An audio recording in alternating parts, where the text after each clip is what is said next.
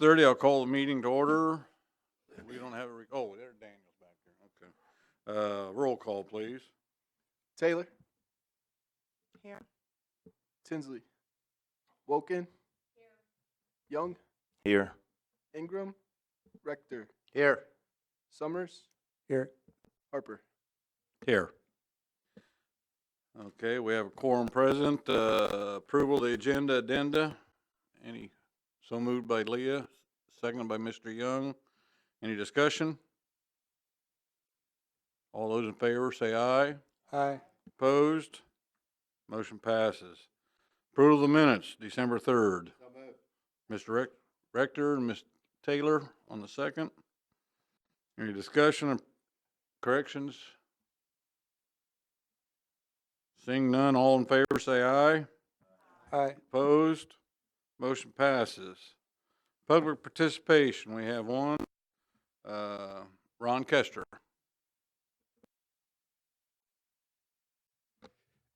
Thank you, Mr. Harper.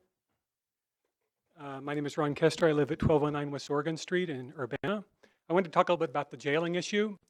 The last few meetings I've been coming to, I've made it a point of pulling information from the sheriff's website so you all have a sense of what incarceration looks like in Champaign County. As of early this afternoon, there are 195 people in Champaign County right now. 129 of those people are in the satellite jail. Is this?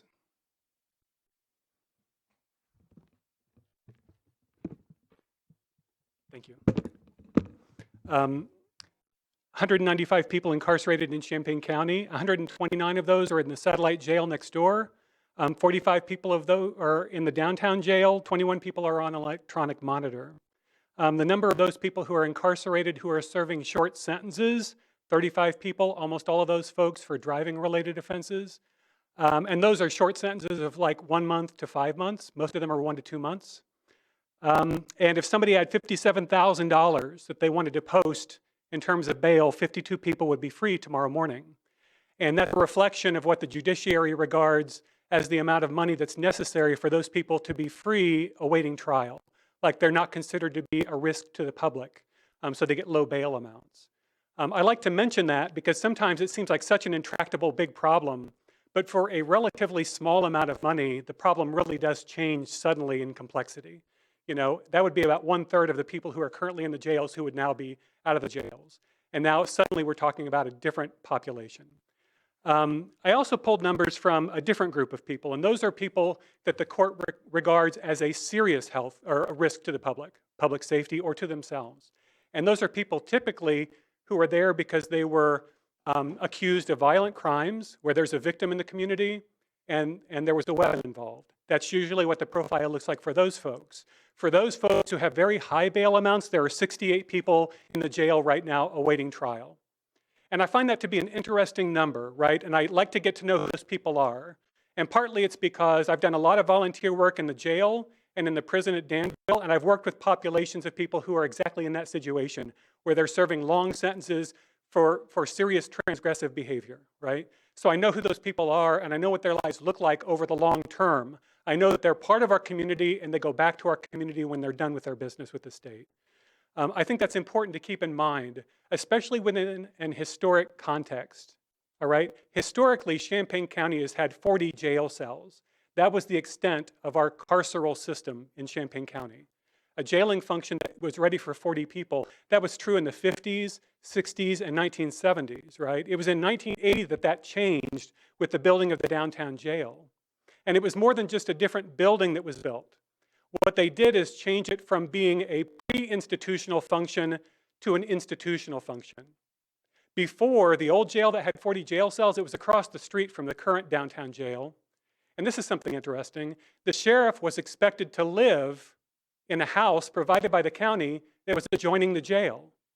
So the sheriff and his family was expected to live next to the people who were jailed. They would have to get to know them and see them every single day. And there was even a period of time where the sheriff and his family were preparing the meals that the people would eat when they were in jail. That's what a pre-institutionalized version of incarceration looked like in Champaign County. The expectation was that you were a member of our community yesterday, and even though you're in jail today, you're still part of our community, and we're going to treat you like that. And then when you're done with your business with the state, if that's 6 months or 20 years, you're still a member of our community, right? That was what pre-institutionalized jailing looked like.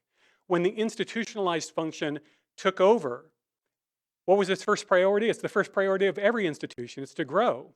It's to grow in terms of size, it's to grow in terms of budget, and it's to grow in terms of authority. And if you look at the people who are incarcerated now, you can see that the purpose of incarceration shifted over time.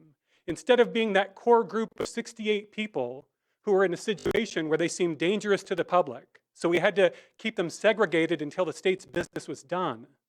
Instead of that core group of 68 people, what we had instead were people who had mental illness, people who had substance abuse issues, people who don't have adequate housing, and that makes up most of the people who are in our jails right now in Champaign County. And looking at the data over and over, that's what I'm convinced of.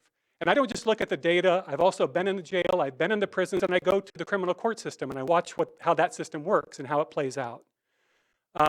Champaign County is not an outlier in this respect. It's part of a long trend that took place in the nation and in the state. And if you look nationally, you can see can I have like 30 more seconds just to finish this statement?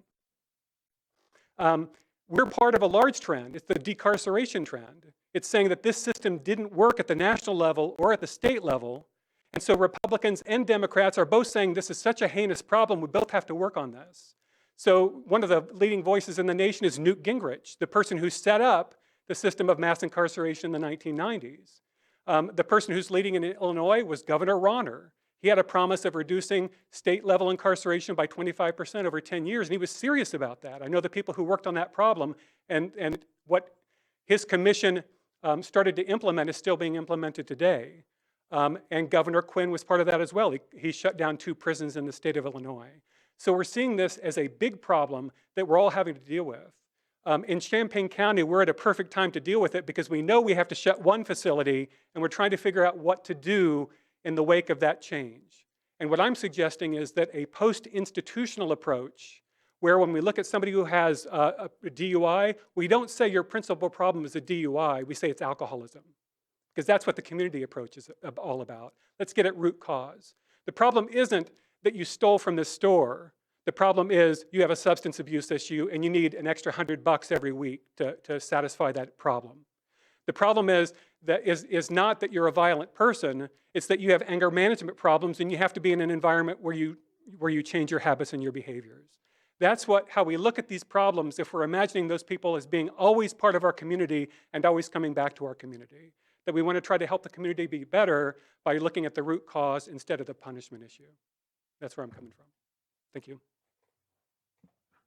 Thank you, Ron. Next, Daniel, did you get Mr. Tinsley here? Yeah, okay.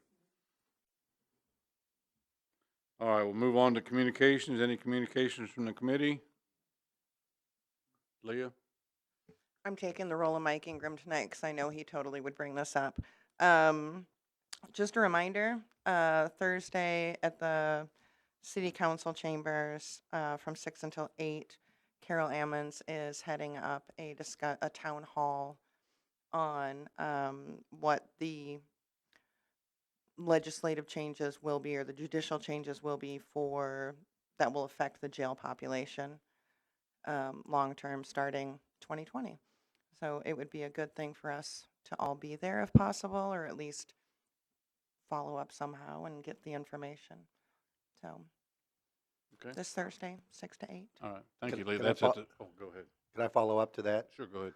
Would you also, on behalf of me, to Mr. Ingram, to Ms. Ammons, to say this letter specifically mentions that there's a jail proposal, and that is I perceive that personally, very misleading to the public. I know of no jail proposal that's out there. So anyway, I think the wording is really, really bad on her office's part. So anyway, thanks for listening. I know you have nothing to do with this, but Right. thank you. The NAACP is also co-partnering with this project, so I would make sure we talked in the back. Thank That's you. right, proposal is the wrong word. So I make sure that we know on our end too. That don't look good. Thank you. Yep. Thank you, everybody. We'll move on to new business and let Dana take over. Thanks, Dan. We're looking for approval of the contract to award for the MetCat HVAC. On your desk, you should have seen two documents as you came in. One is a bid tabulation. There are six bidders. We actually talked to 17, had 17 folks involved, picked up plans, about 11 of them attended a pre-bid meeting, it was not mandatory. And we had six bidders. The low is at 747,200. The high was 903. That's, almost a $200,000 difference. That caused us to pause briefly. The other four were, spread between $800,000 and $900,000, which is a little bit better. But in talking to United, who was a low bidder, they knew they were going to be the low bidder. They purposely went after it. They want the business. They're in an extremely slow period of time right now. They've got some other projects coming, but they're not until June on their schools. So they really went after the project. They did a great job of evaluating what this would take, and with their engineers, talking with them, and we feel very good and very comfortable with United. They're also local. They're here in Champaign. So I propose that we accept that. It is slightly above the estimate of about $675,000. We've also included two alternates.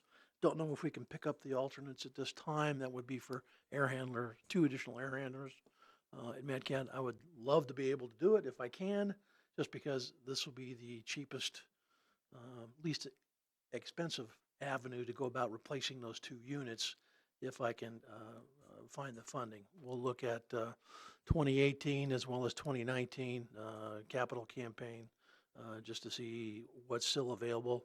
I do know that the video security system is going to come in over what we initially estimated as well, because the courthouse felt it important to have basically double the cameras that were in the building. Very necessary. We did not plan on that many cameras, so that one will be up. So I would say in the next 2 or 3 weeks, I'll have a better idea where we'll be with the alternates, but we definitely want to go ahead moving forward with United for the base bid. Any questions? You say that United, it is local. I don't They think are I've local. heard them. Okay. Yep. That's good. At least it's local. So, any other questions? Motion to approve this bid. Leah makes the motion, seconded by Mr. Summers. Any further discussion on this? If not, all in favor say aye. Opposed? Motion passes. That'll be put on the consent agenda for the board later this month. Item B is the video system. And up next, video system. As part of the packet information, I gave you an updated calendar project schedule. Basically, what we learned at our pre-bid meeting on December 18th, we had 7 folks there, 7 different companies there to discuss our 2 projects at JDC and the courthouse. It's a very complex, particularly at JDC. It's not only video, but it's the electronic locks. So it's a little bit more complicated. There's a number of video companies out there that can do the security, the video, but they don't have the expertise for the automation for the locks. So basically what we learned from just about everybody at the meeting, they needed more time. So we extended the bid deadline. Instead of opening up on January 3rd, we moved it to January 30th. We also extended the final completion date, was going to be late May. We moved it to, what does it say, August? Yeah, complete punch list, August. Just because what we also learned at the meeting was that there's a lot of pre-preparation. The low bidder will secure the equipment once there's a contract in place. The equipment will arrive at their shop, and they'll be putting it together and programming all of the information, all of the cameras, so that when they come to install, it's a little bit quicker, but that is going to take some time from them. So that's why we extended the deadline as well. So we'll see what we've got. We've got another pre-bid meeting. We scheduled it just to kind of judge where everyone's at with it. It's actually tomorrow at 2 o'clock here in this building. So we'll have another idea about where we're at prior to January 30th bid opening. Any questions? Any questions, Mr. Tinsley? I'm just gonna assume, the December 3rd presentation for the draft bid, document to the facilities committee, that was 2019, not 2018. I'm sorry. Oh, yeah. Okay, you got me. Thanks for the correction. I guess I never even thought about it till you're talking about all, the bid's gonna be probably higher than what we expected.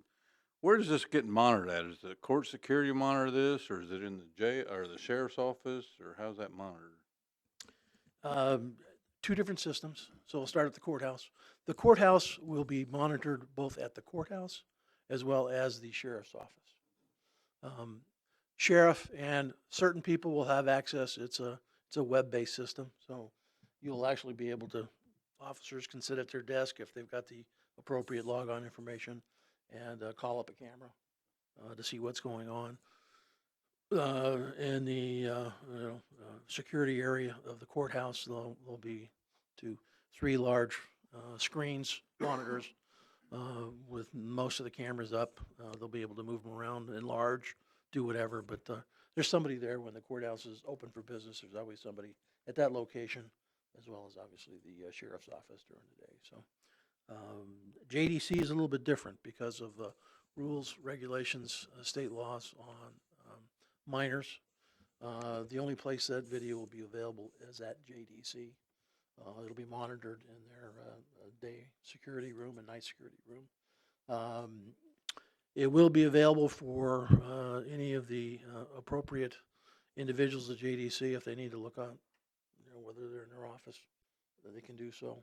If anybody needs a copy of information in terms of video, we had an incident that would occur. They can download it and give that to appropriate authorities. So, but that's a little bit different in the courthouse, as well as the automation system for their electronic locks for all of the doors. Anything else for Dean on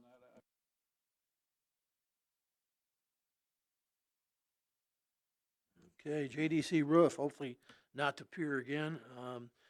Project is complete. It was completed well past our deadline, but it was done. We gave them a hard fixed deadline of December 18th, which they did complete by. We have our warranty walkthrough tomorrow with the manufacturer of the white EPDM rubber, 7:30. Anybody wants to join us, feel free to come on out and enjoy the warm weather. But we'll do a walkthrough to get the warranty inspection. And that's a 20-year warranty from the manufacturer, as well as ACR. We will have final payments, all that information in, and final check issued prior to the end of this month, which gives us plenty of time prior to the closure of FY 19, 2 weeks later. So. Okay. Any questions on that item? We'll move to Pod 100 is basically in the same position. It is 100% complete. Everything is done. We are waiting the schedule of warranty inspection, different inspector. So I'm hoping that next week we have that concluded, or at least scheduled, and it'll take place.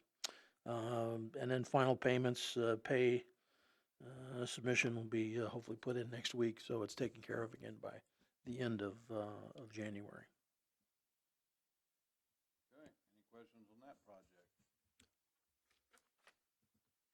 All right, we're moving right along. Giddy dog. Giddy up, little doggy. Anyway, as I digress from here. Any other business to bring up at this time? I have no presiding report. Future meeting will be Tuesday, December 4th, right here. February. Oh, wait a minute.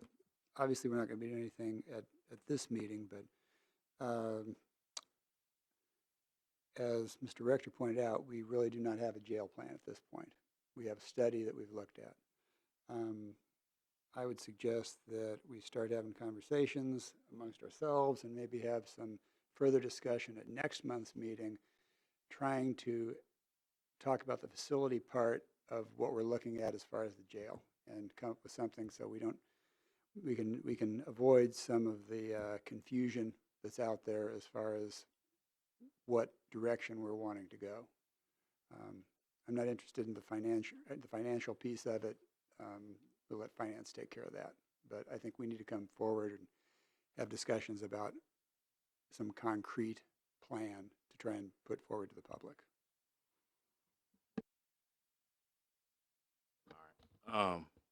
Just to add to that, like, so we've been presented with this budget for county jail, which is like what, $47-49 million, right? For the most part, what I took from it, and correct me if I'm wrong, I almost took from it almost like a parental, perspective of like school pictures, right? So like, if your child takes school pictures, they send the pictures home, they send you all the editions of how you can get those pictures. You can get the deluxe edition, or you can get your typical wallet sizes, right?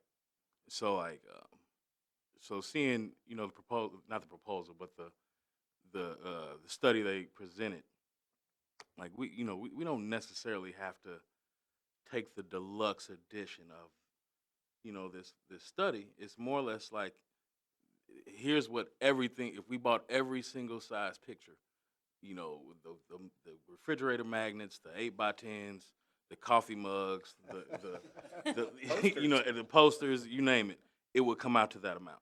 If we, dumbed it down and took what we actually needed, it wouldn't be that much. And I think that's going to be up to us, as well as, some of our other colleagues to determine what's really needed, for this jail. And we all know it's not going to cost that much, but eventually it will, if we were to fix every nook and cranny.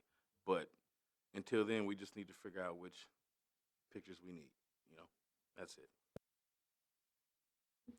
Thank you, James. Yeah, I think Steve's right. We've had discussions on the side that yes, we want to get a plan before when we roll it out, we want to be able to tell the public amongst ourselves, so we can go to the full board, to the public, what we're going to try to educate them on, what we're trying to do. And I understand what you're saying, James. But we don't want to hear all the background noise until we put out a final plan and go from there. Go ahead, Steve. And I like the way you put that, James. That breaks it down, I think, in a very nice, easy way to look at it. I just want to caution everybody, though, that while our committee may come up with something, we will be pushing this to the full board, and the full board will ultimately decide what we'll move forward with. So I think, again, to avoid more confusion, we need to make sure that people understand this would be coming out of committee and would be going to the full board, and the full board would then come up with what the plan would be. I don't want people, they've already gotten the $47 million picture and think that's exactly what we're going to do. Let's make sure that they understand what comes out of facilities is not necessarily the plan that will be going forward to the public.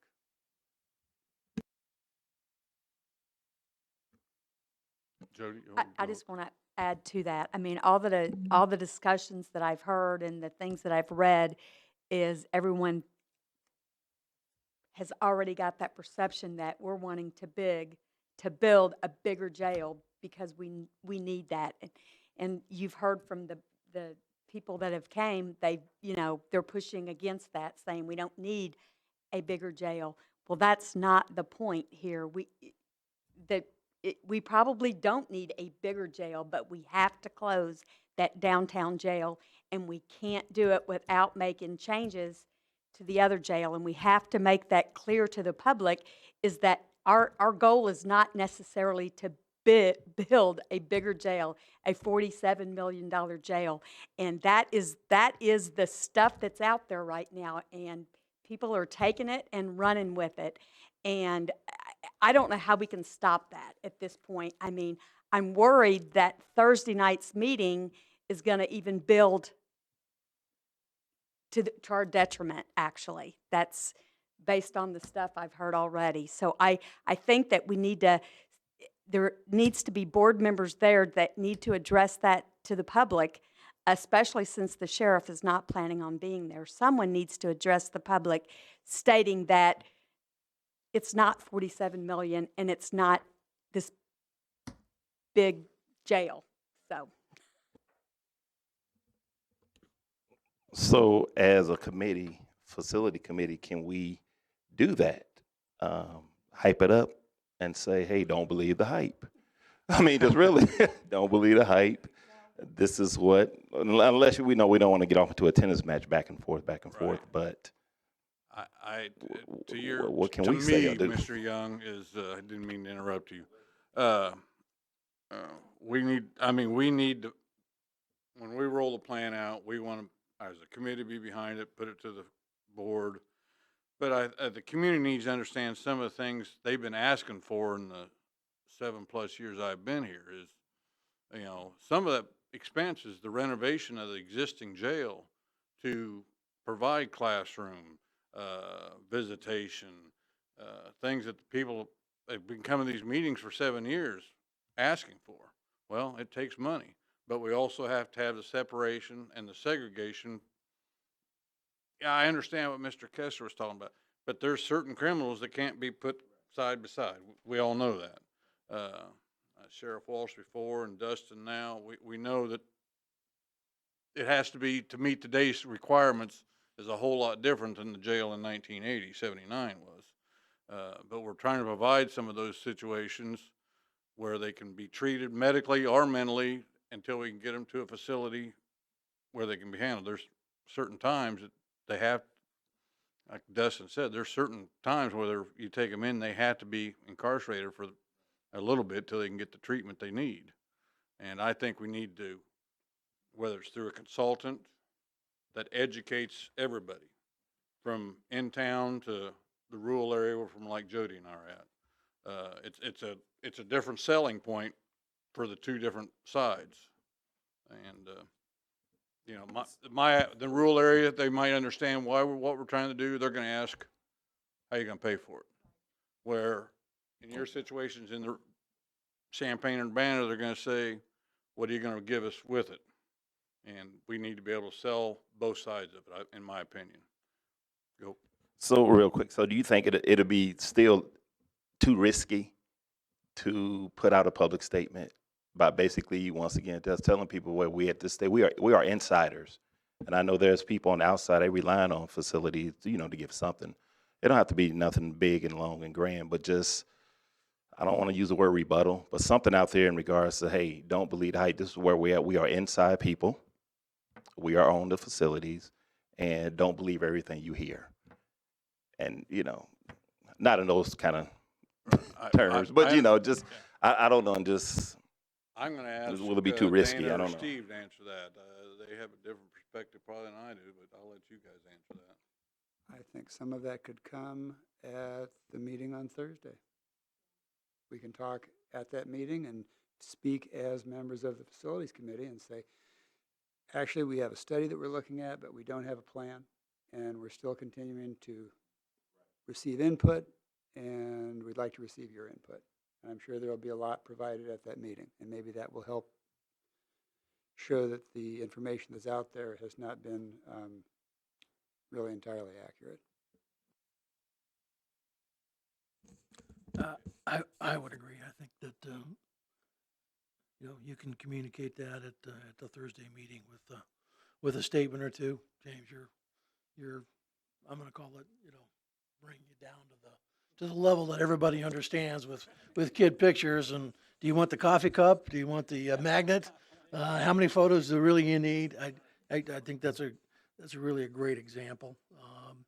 What this group did several months ago was they approved a study to send it forward for consideration for, from my perspective, I thought we were sending it forward so that the board would have an opportunity to have full discussion at an upcoming board meeting. So I think what's, maybe needs to happen is that this group needs to take it back and have further discussion. We'll invite Dustin, and we'll probably get the local architect to come by so that we can have a discussion and see what is possible. Maybe do some work in between that and the next meeting or the meeting after that, and then bring it back to this group.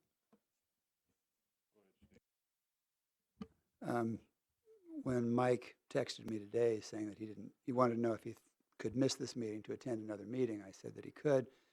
And I spoke directly to this, saying that we really don't have a plan. Mike is going to be one of the people, I assume, that's moderating this meeting. So he's on this committee. He knows that. So I'll be happy to speak to that. I'll be in contact with Mike ahead of that and talk with him about it. And we'll hopefully be able to share accurate information with folks in the community. I think that'd be great, Steve, and, as far as I know, in my calendar, I could probably come in. If you think it'd be good for me to sit there and be involved, that's fine, okay. That's fine. There's no Illinois game Thursday night, it's tomorrow night, so. Otherwise, I probably wouldn't be there. Anyway, you understand that, James, right? Okay, all right.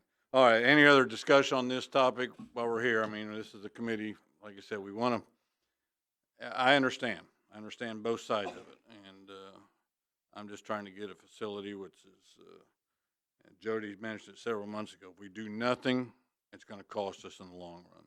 We've already seen what it's cost us in 5 years not doing anything. And we have major liability issues in that downtown facility, which could affect the whole county or anybody else. So, yeah, we're going to, like Dana said, we're hopefully in a couple months, we're going to get really serious here, get these ideas out, and have Dustin and the architect here and try to whittle this down where we want to be. I would like the coffee mug. Anyway, all right, thank you, guys. As I said, Tuesday, February 4th, next meeting. Designation of items for consent is 6A1, the HVAC system at MedCAD. And if nobody has anything else, I'll adjourn the meeting at 7:03. Thanks, everybody.